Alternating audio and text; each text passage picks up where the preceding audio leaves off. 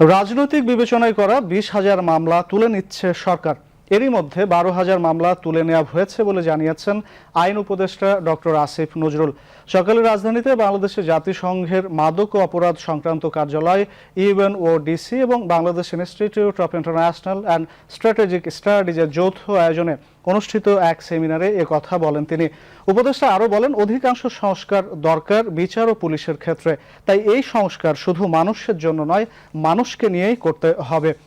বিচার ব্যবস্থাকে ডিজিটালাইজ করার প্রসঙ্গে তিনি বলেন, বিচার বিভাগকে অনলাইন করা একটি সময় সাপেক্ষ বিষয়। তারপরও ঢাকা ও চট্টগ্রামে 2টি কোর্ট ডিজিটাল করা হয়েছে। উপদেষ্টা বলেন, সাংবাদিকতার জন্য সাংবাদিকদের বিরুদ্ধে মামলা করা হয়নি, অপরাধে উস্কানি দেওয়ার অভিযোগে তাদের বিরুদ্ধে মামলা করা হয়েছে। মামলার বিষয়ে তার কিছুই করণীয় নেই। সাংবাদিকদের জামিন দেয়া না দেওয়ার বিষয়ে কখনোই আইন মন্ত্রণালয় থেকে হস্তক্ষেপ করা হয়নি বলেও জানান আইন উপদেষ্টা।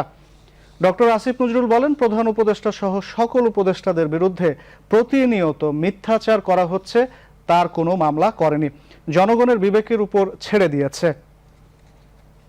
নিশ্চয়ই লক্ষ্য করেছেন, গণমাধ্যমে না হোক সোশ্যাল মিডিয়াতে আমাদের সম্পর্কে কত আজে বাজে ভিত্তিহীন অকল্পনীয় মিথ্যাচার করা হয়। একটা মামলাও করি নাই। আমাদের ইউনূস স্যার থেকে শুরু করে এই যে শফিক আছে, আমি আছি, প্রত্যেকের বিরুদ্ধে অকল্পনীয় গাঁজাখুরি, অবিশ্বাস্য নির্মম মিথ্যাচার দিনের পর দিন চলছে।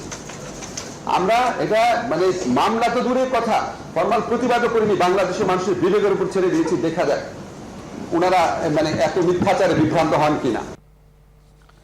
এই সময় প্রধান উপদেষ্টার প্রেস সচিব শফিকুল আলম বলেন, সরকারের কোনো গোয়েন্দা বা বাহিনী দিয়ে গণমাধ্যম নিয়ন্ত্রণ করা হচ্ছে না।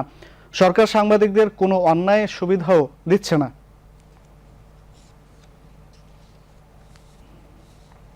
কেউ বলছেন যে গণমাধ্যমের স্বাধীনতার সম্ভাবনা, গণমাধ্যম খুবই স্বাধীন আছে। আমরা কারো কোনো মুখ বন্ধ করার একটা কোনো টুল ইউজ করছি না।